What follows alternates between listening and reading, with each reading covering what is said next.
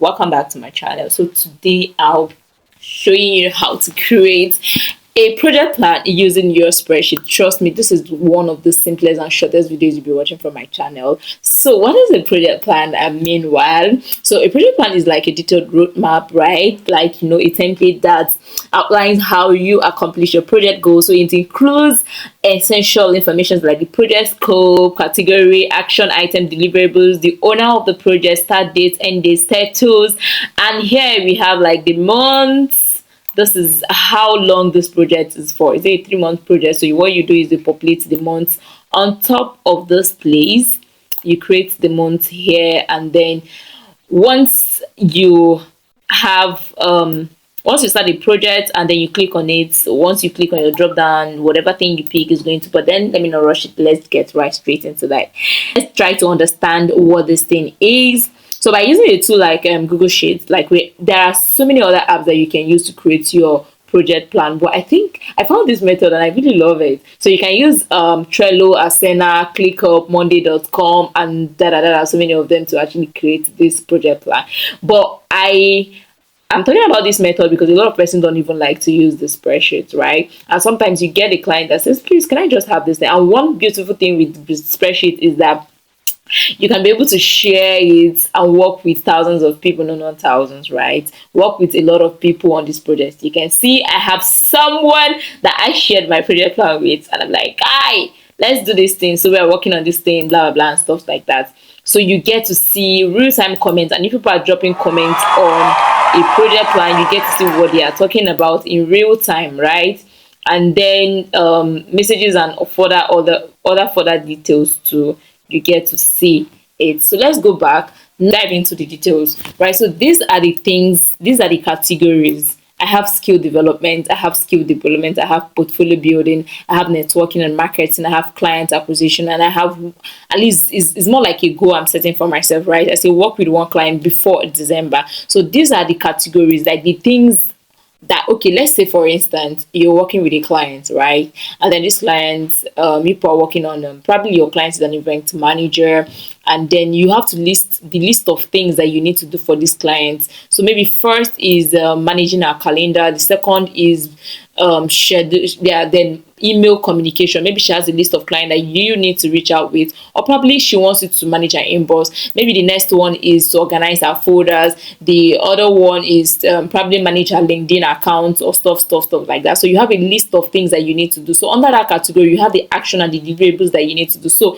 under my skill development, the first thing I want to do is to start an online VA certification course. Who is the owner of this thing? Is me. So for instance, if managing clients email is your like your duty, it's something you need to do for yourself, then you put it here as you the owner. Then if probably you need to remind the client by so time to probably do a certain thing, so the owner at this point would be the client, right? So when is this thing starting? Then I said my VA certification course is starting on the 19th of October.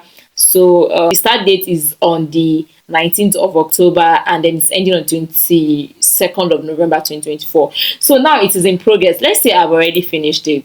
I'll click done. Once I click done, it is going to, yes, so it is going to change automatically to green. And so you're going to see from the 19th of October that I clicked to 22nd of November, it has populated, it has changed, and this is the project plan. So imagine like you're working with someone on this project plan or this thing, maybe probably your client.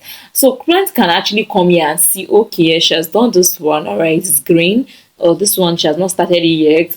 Okay, this one is in yellow, so it is in progress. And then if you have maybe there's one that you're behind, you click on red, you would see it change automatically, and the client sees it and be like, oh, you're behind, why, right? And then you need to communicate to the client, let the client know why you're behind and probably stuck in one project. So I will change this, not yet started, I have not started it, right? So then change this one back to in progress. So this is how it works. And to create this thing is pretty easy. So to create your month, first of all, you would have to start from the very first beginning. Your number one, but that's the start from the second, right? So if you check over, anytime I'm working on a spreadsheet, I really honestly like to leave the first part.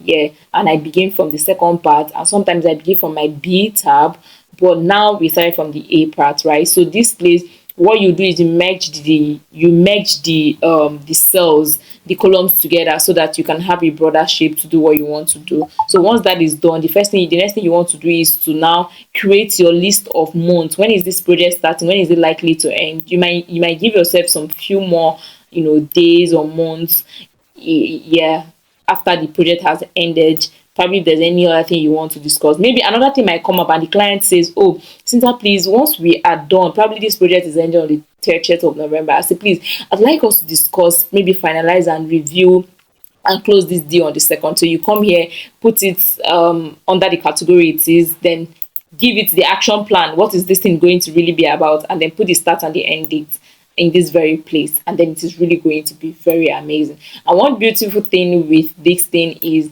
once you choose a date, right, it drop down. Once you start populating your date, it drop down calendar, a mini calendar is going to pop up, so you can swipe right or left to change it, and I'll come here and pick the actual date that you'll be working on.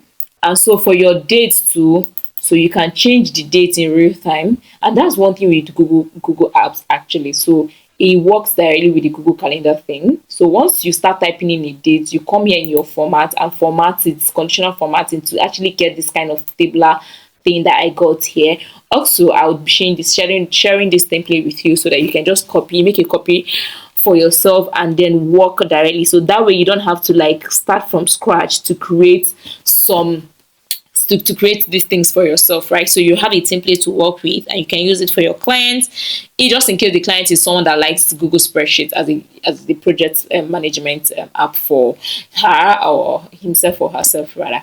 So now let's say this project now, right? This is December, right? This is January 2025, right? So let's say this project at some point the client wants to retain, and then it's going further.